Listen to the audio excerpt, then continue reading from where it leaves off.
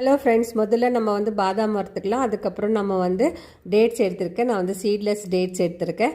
அதுவும் நம்ம போட்டு வறுத்துக்கலாம். அதுக்கப்புறம் நான் சொல்கிறேன் என்ன டிஷ் நம்ம இப்போ செய்ய போகிறோம்னு சொல்லிட்டு இதை நல்லா வறுத்து எடுத்துக்கலாம். இதோ சைடில் எடுத்து கொட்டி வச்சுக்கலாம். அதுக்கப்புறம் அதே கடாயில் வந்து நம்ம அதே பேனில் நம்ம வந்து வெள்ளை எள்ளு எடுத்துருக்கோம். இது வந்து நல்லா வெடிக்கிற மாதிரி வறுத்து எடுத்துக்கலாம். வறுத்து எடுத்துக்கிட்டு இது வந்து கலர் மாறினா இது வந்து ஒரு தட்டில் கொட்டி வச்சுக்கலாம். அதுக்கப்புறம் நான் வந்து வேர்க்கடலை எடுத்துக்கேன். நான் வந்து 1 கப் அளவுக்கு வேர்க்கடலை எடுத்துருக்கேன். ஏற்கனவே இது வறுத்த வேர்க்கடலை தான். நான் இன்னும் கொஞ்சம் வறுத்து எடுத்து வச்சுக்கிறேன். பாருங்கள், இங்கே எடுத்து வச்சுருக்கிறதெல்லாம் இப்போ நம்ம மிக்ஸி ஜாரில் சேர்த்துக்கலாம். இந்த ஃப்ரை பண்ணியிருக்கிறதெல்லாம் நம்ம வந்து மிக்ஸி ஜாரில் சேர்த்துட்டு அதுக்கப்புறம் 1 டேபிள் ஸ்பூன் அளவுக்கு நம்ம வந்து பீனட் பட்டர் எடுத்துருக்கோம். அதுவும் சேர்த்துக்கலாம். சேர்த்துட்டு மூடி போட்டு இதை வந்து நல்லா கொரப்பாக அரைச்சி எடுத்துன்னு வந்துடலாம். அரைச்சி எடுத்துன்னு வந்துட்ட பிறகு இந்த மாதிரி தான் இருக்கும். அதுக்கப்புறம் வேறு தட்டில் நம்ம வந்து கொட்டி எடுத்துக்கலாம். நம்ம கொட்டி வச்சுக்கலாம்.